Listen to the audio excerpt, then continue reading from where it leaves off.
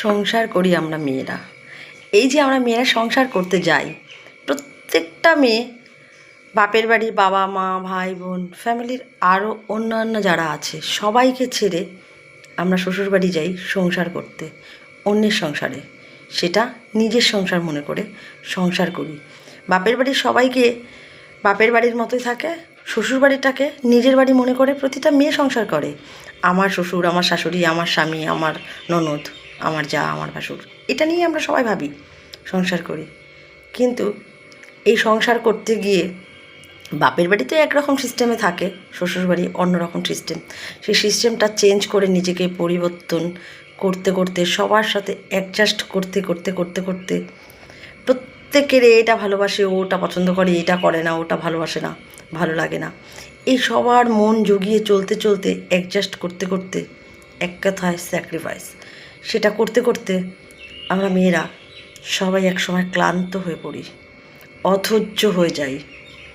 সমস্ত ভালো লাগা, ভালোবাসা, ভালো ভালো ব্যাপারটাই মেয়েদের জীবন থেকে কখন যেন মুছে যায়, সরে যায়।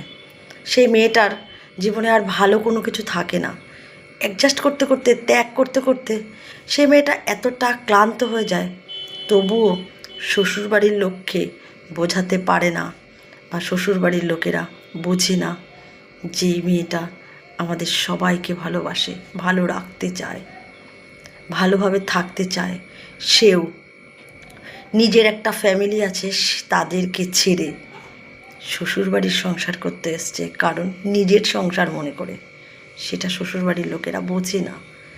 এটাই আমার কষ্ট লাগে যে কেন বুঝতে চায় না, কেন সেই পরের মেয়েটাকে আপন করে নিতে পারে না নিজের সন্তান মনে করে।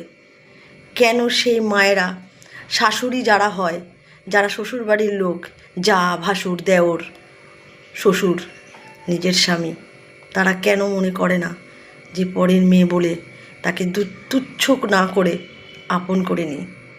আমাদেরও বোন থাকতে পারে, আমাদেরও বোনরা পরের সংসার করে।